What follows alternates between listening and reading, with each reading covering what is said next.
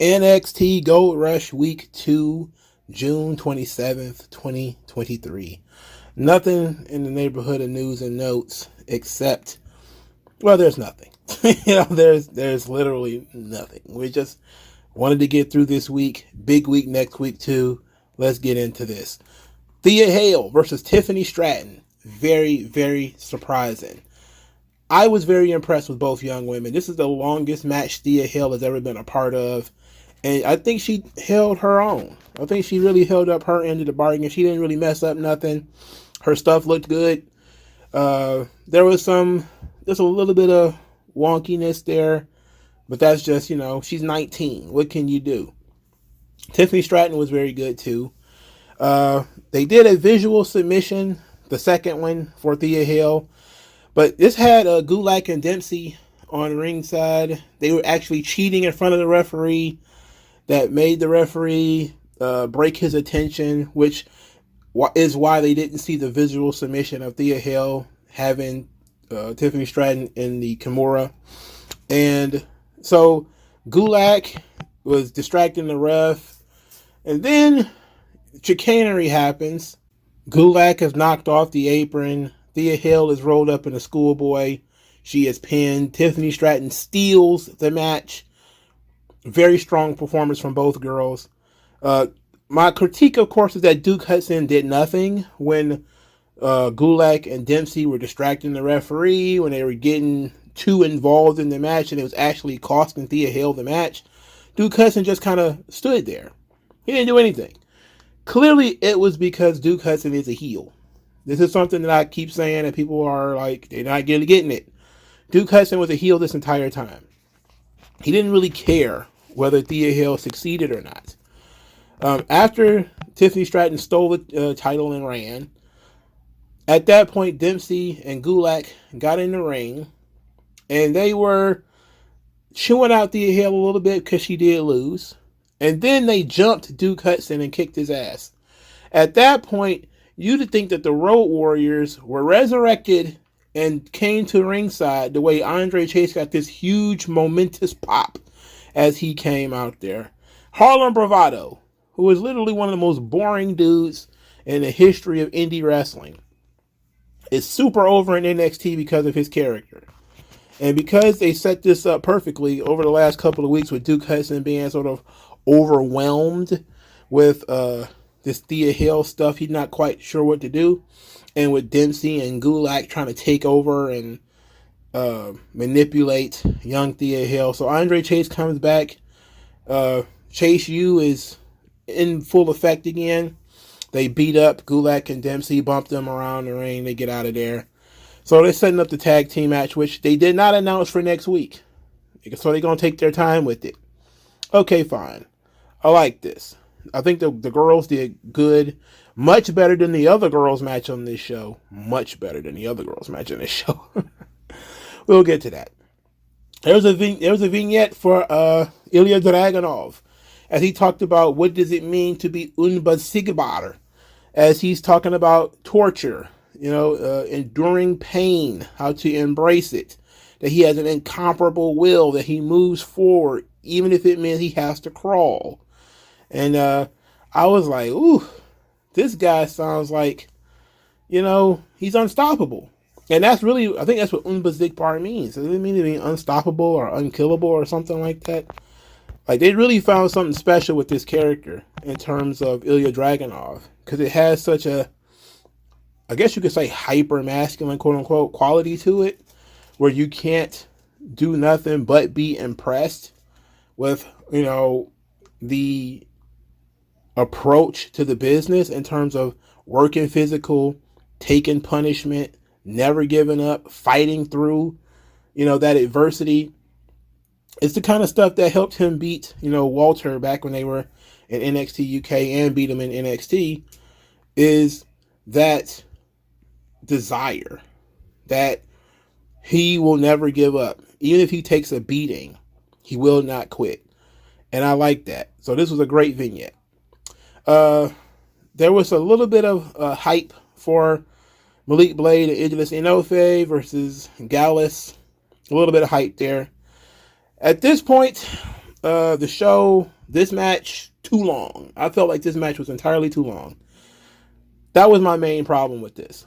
I like Malik Blade and Idris Enofe. I would have liked for them to win here because I think Gallus has kind of stalled the tag team division. We can't really get our mojo working with Gallus here for some reason. It's just not working out. So I would have liked the switch, but Enofe tried to jump off of Wolfgang's back. I'm not sure what that spot was supposed to be. I'm pretty sure he may have done it somewhere else. But it didn't work this week, and he almost landed on his face. It looked like he might have actually hurt himself, but he worked for the rest of the match okay, so maybe it wasn't that big of a deal. Stax came out there, attempted to attack Mark Coffey, ended up kicking Idris Enofe in the head instead. That led to the finish, and Idris Enofe was pinned, so Gallus wins the match. Now, here's we get to our really cinematic storyline here. Because later in the show, Joe Coffey, the brother of Mark Coffey, Gallus, he goes to see Tony D'Angelo as Tony D'Angelo is in jail. So Tony D'Angelo is upset. He's very mad. What is Joe Coffey doing on his visitation list? Why is he here? What is he doing? So Joe Coffey is like, look, I know people too. You ain't the only one who knows people. I know people too. And he starts to break it down to Tony D'Angelo that a lot's changed since he's been locked up in this, 4 weeks that he's been locked up? That Stax has ambition, and that it's Stax who sold Tony D'Angelo out. And he even had proof, which was an audio recording of Stax talking to Joe Coffey saying, if they lay low for a week or two, everything will work out for Gallus. Because there's a new Don on the streets. He's tired of being the underboss. Tony D'Angelo doesn't believe any of this. He thinks Stax is going to handle this situation, and that they're just trying to drive a wedge between him and Stax. And I thought this was very good. I love this. This was phenomenal.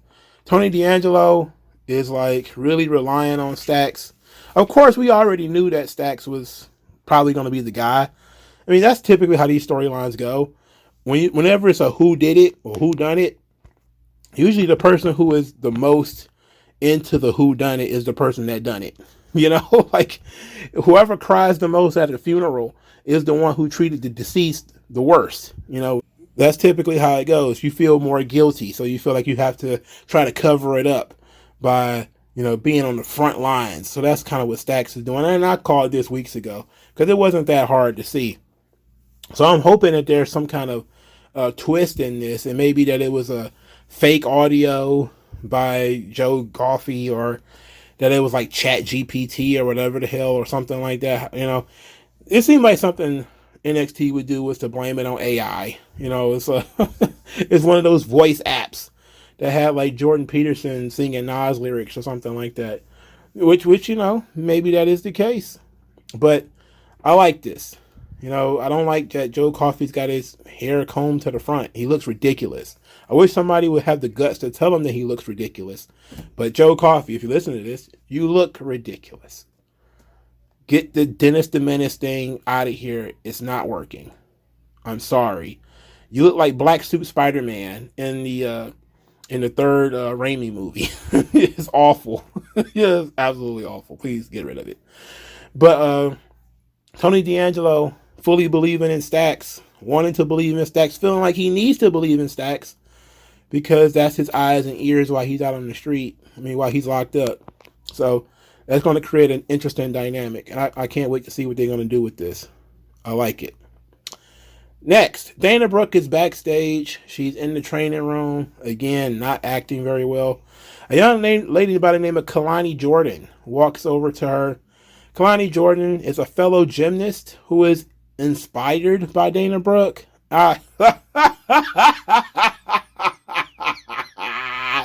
Inspired to do what exactly?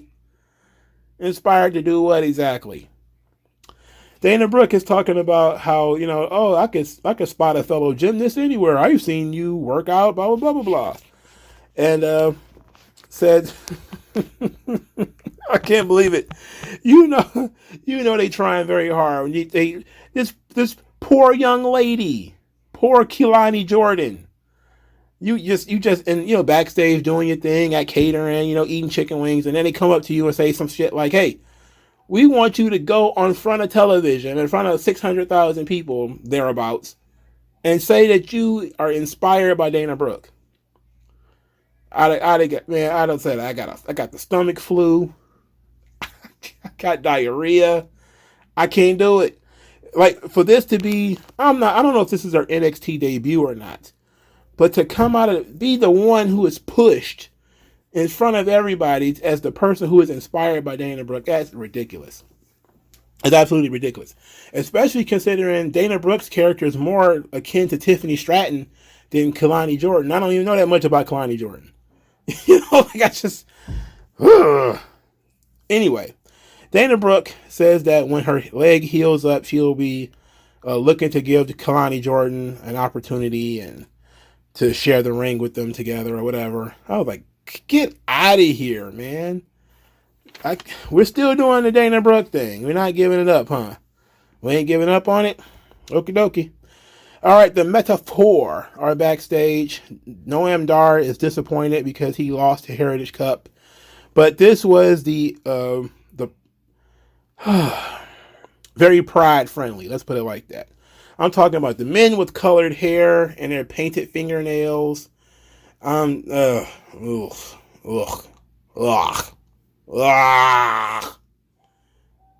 on. Schism family meeting. Ava Rain's trying to hold everybody together as the boys want to fight. So it's basically Joe Gacy and the Dyad arguing. Gacy saying that James Drake had no voice until he gave it to him because Gibson, he never allowed Drake to talk. Then Gibson says that he gave Gacy credit for saving them, but said that he flip-flopped on whether they were about inclusion or exclusion. Gacy says that, of course, he preached inclusion. That's what brought him Ava Rain, but he is responsible for changing them and for giving them a new leash on life. They continued to argue until the Creed brothers and Ivy Nile came out there.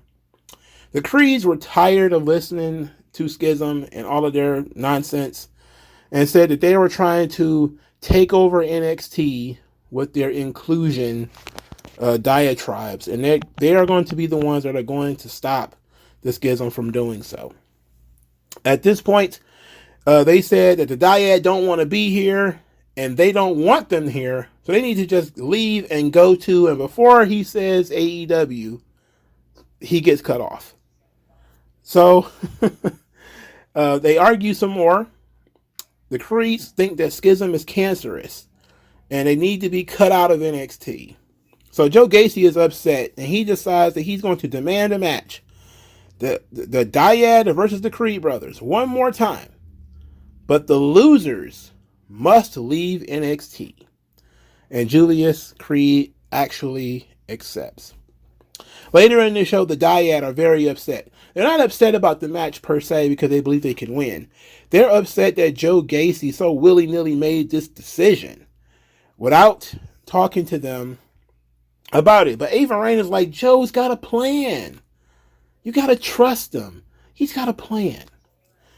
To which they said that he better have a plan. Otherwise, ellipses, ...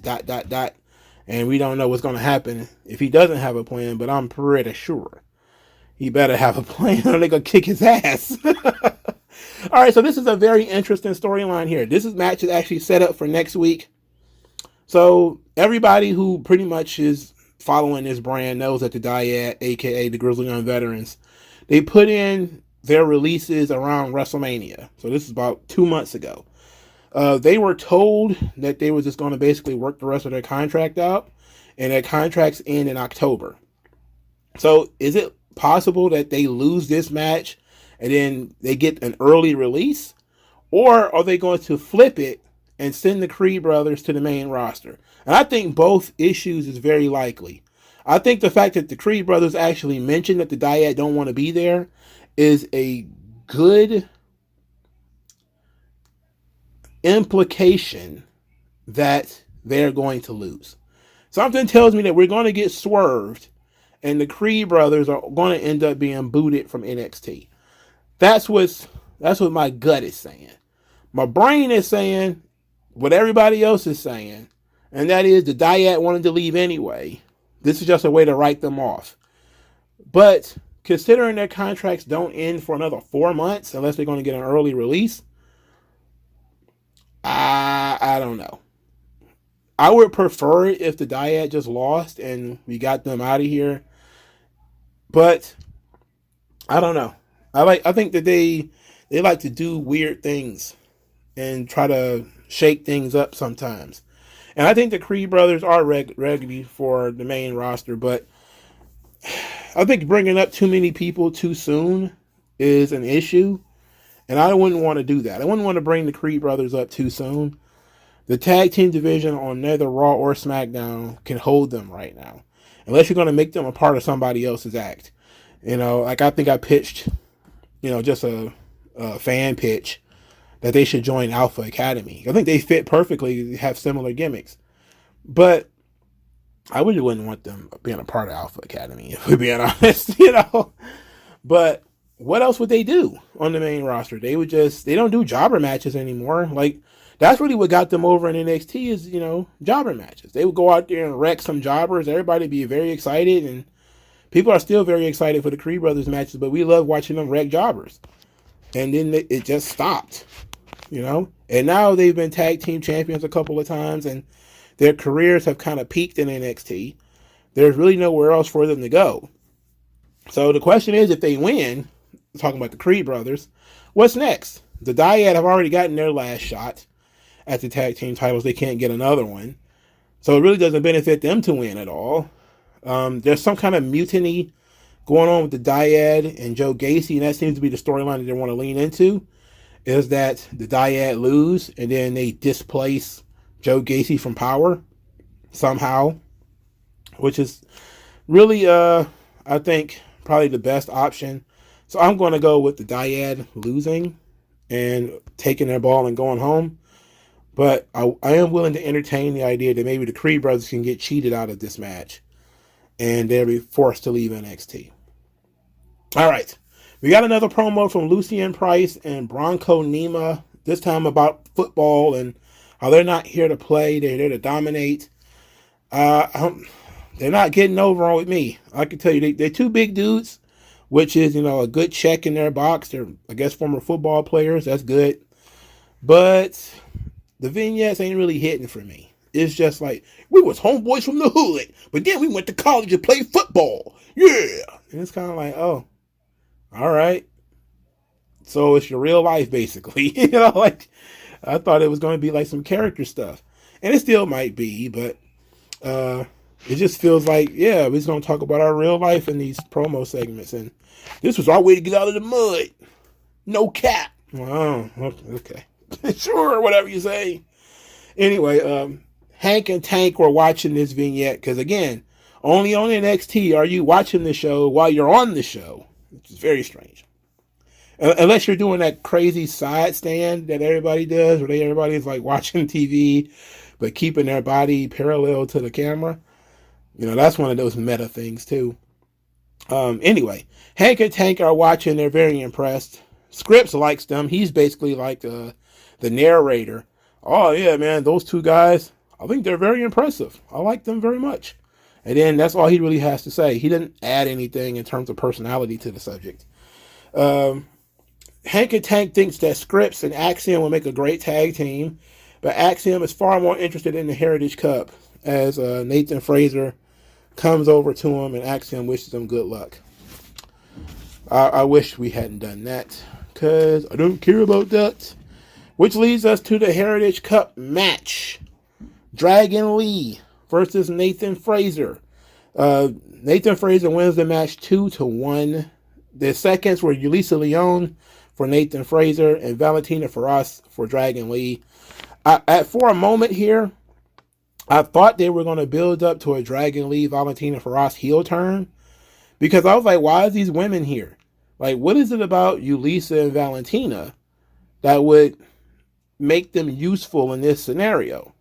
And I said, well, maybe if one of them is about to turn, if Dragon Lee's going to turn heel, that would make sense to put a girl with him. It would fit his gimmick, I think. But then they decided not to go that route. They decided just to have him lose. So it went to 5 rounds, and 1 second left on the clock in the 5th round when Nathan Frazer scored the pin on a counter to a Hurricanrana. The last couple of seconds were kind of messy because I think at one point the shoulders was down, but the referee didn't count 3. And I was like, And then they rolled around a little bit more, and then this Dragon Lee got pinned. And I was like, okay. Okay. Sure. So I feel like it fell apart at the end. Just a little bit of a stumble at the end, but maybe it was intentional. I don't know. The commentary team was talking about, great refereeing. And I'm like, what the guy's shoulders was down. Unless his shoulders wasn't down. Maybe that's what it was. I don't know. I think they were having a pretty kick-ass match up until that point, though. They did a good job. Nathan Frazer is a really good talent. Dragon Lee is Dragon Lee. I enjoyed it. Raw Underground vignette reminding us of the good old days of the Thunderdome, where Braun Strowman was choking dudes out and Lashley was beat up everybody in the Thunderdome. It was great. I know a lot of people hated it. They complained about it, and they wanted it to go away as it was happening. But then after this vignette, I saw a lot of people like, oh man, Raw Underground, I can't wait. I'm like, oh, okay. One of those things where everybody hated it in the moment, but as something now, I think people are far more interested in it. I like it. I thought it was fun back then. I just didn't think they were doing it up to its capabilities, because it was supposed to be a almost blood sport like situation. Josh Barnett's blood sport. It was supposed to be like that. If they go back to sort of leaning towards that way, I think it could be great. I like the whole Fight Club aspect of it, with the weird coloring and the people around the ring and no ropes and everything. It just felt raw. It felt good. It was overproduced WWE stuff because there's like 100 camera cuts, which, helped kill the idea. It's overproduced underground stuff. Whenever you say something that's underground and is overproduced, you create an oxymoron. But I can't wait for this. This ought to be good. Eddie Thorpe and Gable Steveson were training for this. Gable Steveson, for some reason, has been following the career of Damon Kemp. Said that the man is good, but he's no Olympian. Then he told Eddie Thorpe to stick to the game plan, and that if he does, he can beat Damon Kemp. It was like a whole Rocky Balboa thing where they were showing each other knee strikes and tackles, and it looked good. It looked great. I really enjoyed this. At this point, Eddie Thorpe invited Gable Steveson to be ringside with him, to which Gable Steveson agreed to be there and said that he may even wave to Damon Kemp's parents because they share parents. It was a very interesting way of kind of winking and nutting at people who know that they're brothers. I'm talking about Stevenson and Kemp, by saying how he follows Damon Kemp's career. Like, there's no reason for you to follow the career of Damon Kemp. Almost no reason for it. But they're saying that he's going to say hi to his parents and all that kind of stuff. It was like, oh, okay. Is it possible that Gable Steveson is going to flip on Eddie Thorpe here? Which I saw some people, suggest that maybe Eddie Thorpe is walking into a trap and he's going to get beat up by both of them. That's possible, but I think this is the blow off of the feud. They're probably more likely going to go with Thorpe being the winner. But I think that the training montage was pretty good. I like that. Enjoyed it. All right. Mustafa Ali's backstage. He's still hanging around with Tyler Bates and Wesley. Mustafa Ali apologized to Wesley for slapping him, saying he got a little too involved with the match. Wesley was upset about that. And he was upset about Mustafa Ali's refereeing. So was Tyler Bate. Tyler Bate was pissed about this referee stuff and called his refereeing rubbish. Said he was a rubbish ref, and if he had a real referee, he would have won that match. To which Wesley got offended and said, whoa, whoa, whoa, whoa, whoa. It didn't matter who the referee was, you weren't going to beat me. So then Tyler Bate wanted a rematch with a real referee. Mustafa Ali said, no, you already had your shot, and so it's my turn. To which Tyler Bate says, okay, you can have the shot, but I want to be the referee for your match. And then Mustafa Ali was like, no, because you're not going to be fair. And so they argued about it, and it ends up going to be Tyler Bate versus Mustafa Ali next week on NXT. That ought to be fun. This heel turn for Tyler Bate, it apparently is coming. I feel like it is coming. When the guy came out of nowhere and said your refereeing was rubbish. But then again, it was rubbish. Because Ali had to admit that, when it was a fast count, it was fast counts for both of them. When it was slow counts, it was slow counts for both of them. So he felt like he was being fair, when really he's just being a dick. And I don't understand why he's a dick. I don't understand why his character is like that. Anyway, Von Wagner is upset about his family and his weird head condition that he had. And he felt overexposed. So now he wants to withdraw from society and go away. And Robert Stone's like, no, come back. Share more with me and these cameras that I brought. And Von Wagner's like, I can't do this. Come Tuesday. And he left. And I'm like, okay, okie dokie. Gigi Dolan versus Kiana James. It was alright. We know Kiana James can go. Gigi Dolan, I don't know, man. She looks good. She gets good reactions. People like her. Her matches, though, just not up to par, I guess you could say. I haven't seen a Gigi Dolan match outside of maybe the cage match with JC Jane. That was a singles match that I was like, oh, wow, she was cooking, you know? Gigi Dolan, just struggling. That's all I can say is she's struggling. I don't know what she needs to do, but she's struggling. So Kiana James tried to cheat by grabbing whatever it is that was in her purse. At some point, she got busted. She got hit with a finisher and got pinned. After the match, Kiana James attacked Gigi Dolan from behind and smeared paint all over Gigi Dolan. Just weird colors of paint. So not like just one green, but like reds and blues and yellows all over. Like, you like paint, huh? You like art, huh? Big booty Gigi, huh? All right. So I'm always kind of miffed that you have a clean finish and then the feud continues. Like, WWE has really got to stop with that. If you're going to do the feud continues, you got to do it with something else.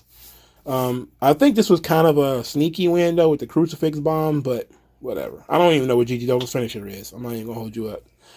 But JC Jane, she was backstage gossiping and chit-chatting about Lyra Valkyria and how she's telling all these new girls that if they want to make it at NXT, they need to have thicker skin. They can't be sensitive like Lyra Valkyria. And that Lyra Valkyria needs to go back to Europe because she peaked at Battleground anyway. And she said if Lyra Valkyria was there, she would say all these things to her face. Lyra Valkyria showed up and then decked JC Jane in the face, knocked her down, and then said she's not for games before she leaves.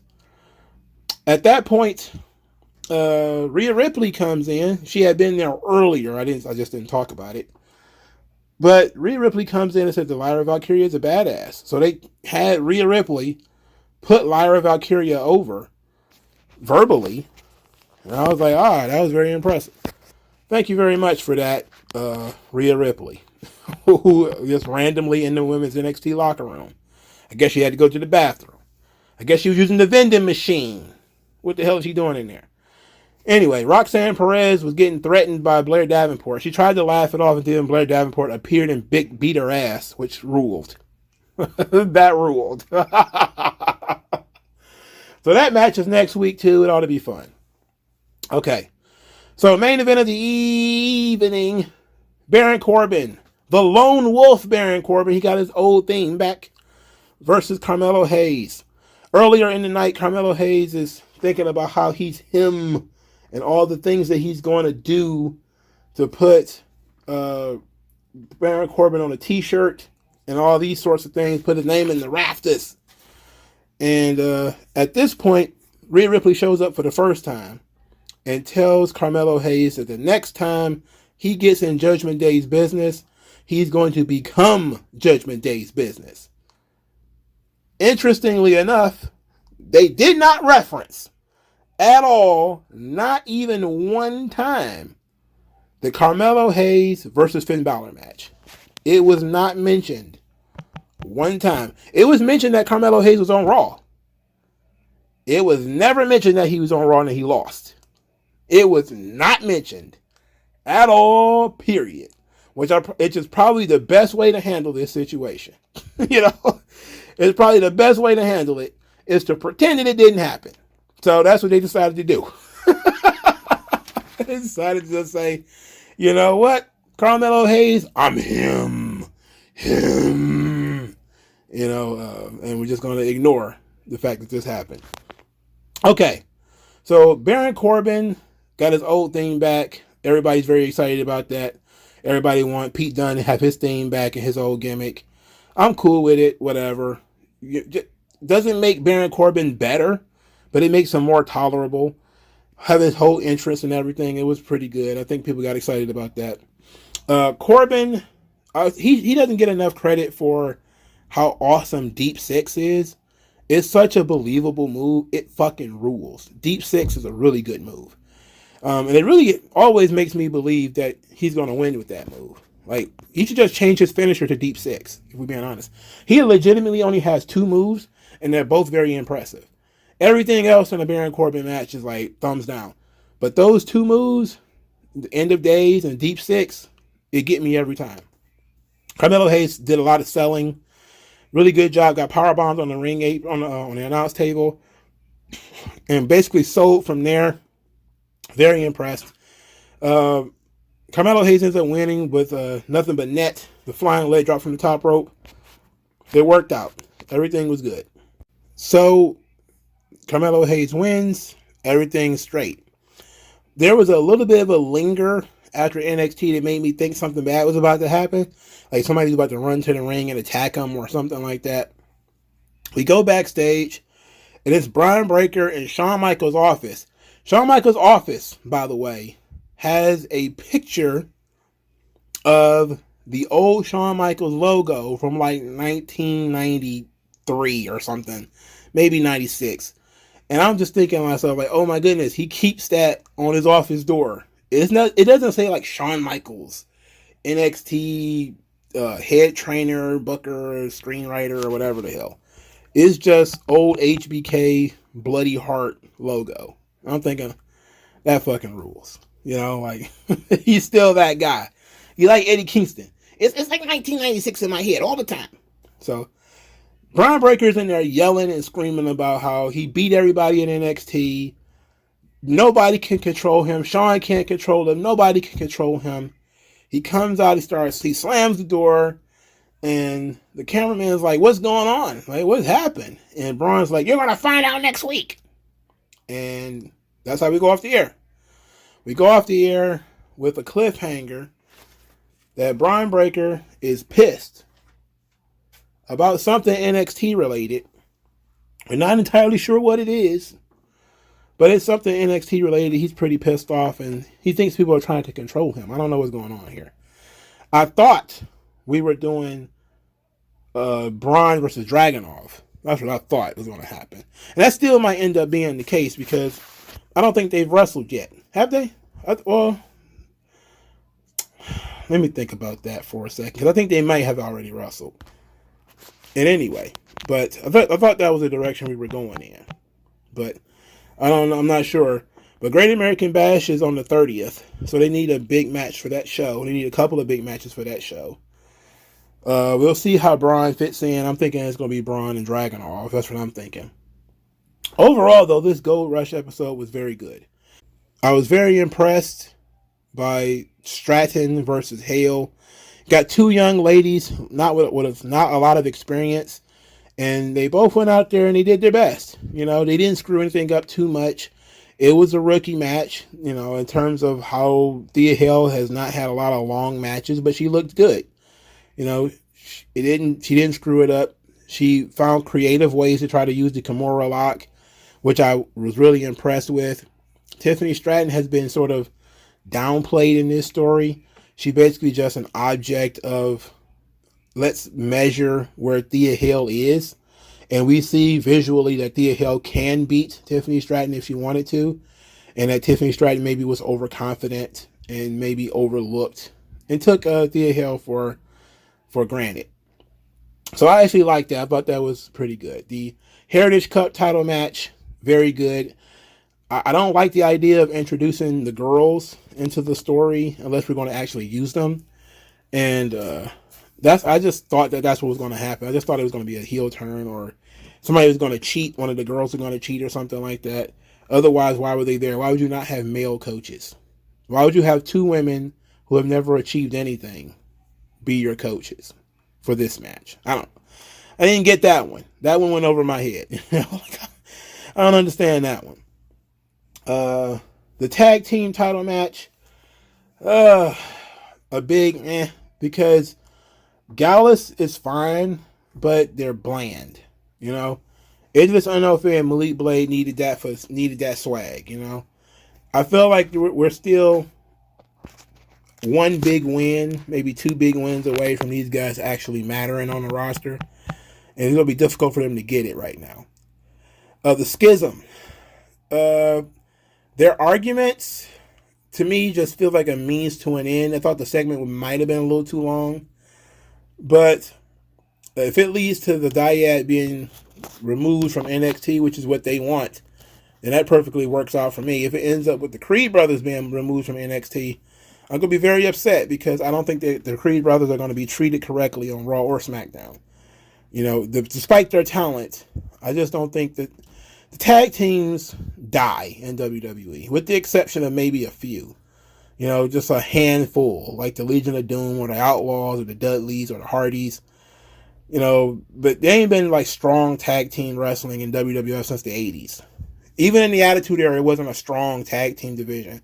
It was just four guys hitting each other with plate lids and stuff like that and falling off ladders. It wasn't like a strong tag team division, If you wanted to have like a really strong tag team division, I would be for it. And I think the Creed brothers would be a nice fit if they cared about the tag team division, which is not what I'm seeing right now. When I look at Raw and SmackDown, I don't see anybody giving a damn about the tag team division, whether it's men's or women's at this point. And Triple H has been taking over for over a year. And I still don't see anybody caring about tag team wrestling yet. I see them trying over and over again. I see, Triple H put the main event of WrestleMania as a tag team championship match, but that was a bloodline story. It wasn't a tag team championship match because it was disconnected from the major story of the last 3 years. It was, deeply embedded in the story of the last 3 years. That's why it made event of WrestleMania. But on its own, these tag team championships aren't even being defended at Money in the Bank.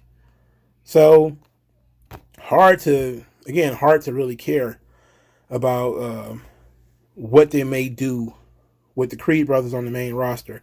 And we know for sure that if the Dyad lose, it just means that they're going to be out of NXT, which is fine. Which is fine with me. I don't think we're missing anything with those guys at all. Corbin was a serviceable heel in this match with Carmelo Hayes. I think he did a decent job. Of course, Carmelo Hayes is more of a work rate guy. This was more of a traditional WWE style match where he did a lot of selling and then he did the big comeback and he wins. That's fine. I think Corbin did well for himself here. And so I can't complain too much. People are very excited about theme songs all of a sudden. I'm like, okay, theme songs. I mean, it is what it is. I'm just glad he's not Happy Corbin anymore. Like, praise God on that. Praise God that Happy Corbin is over. Because I hated everything about Happy Corbin. It was goofy. It was stupid. And it wasn't really necessary. So now my question is whether Baron Corbin is going to continue to hang around NXT. Maybe feud with somebody else. Or is his time in NXT over? And he's going to go and relive his lone wolf days on the main roster. Who knows? Who really cares, really? It's Baron Corbin, for Christ's sake. I didn't like that they didn't build up the main event throughout the night. That's a weakness. It's also something I always criticize AEW for doing. It's telling me what the main event is and then not building it up. They had a short promo segment for Carmelo Hayes that just featured Rhea Ripley popping up. But we could have used some story, some promos. Again, maybe utilize that loss.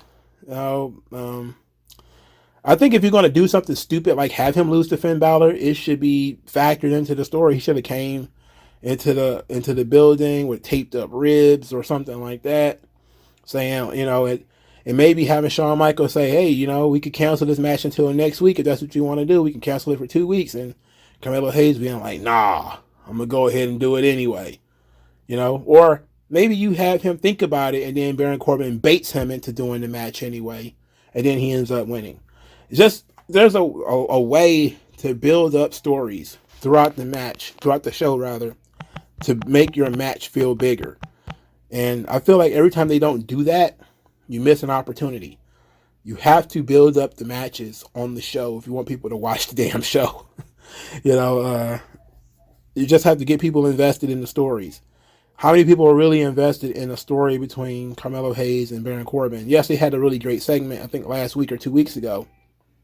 But you need more. You just needed more. But maybe this was it for Baron Corbin. It wasn't going to be anymore. So they figure enough's enough. Why, invest more time into it. But that was it. Ultimately, I liked the show. What did you guys think? Let me know in the comment section below. Like, share, subscribe. I'll talk to you guys later. Peace. MagMongoSlade. Best house I ever drew, Daddy.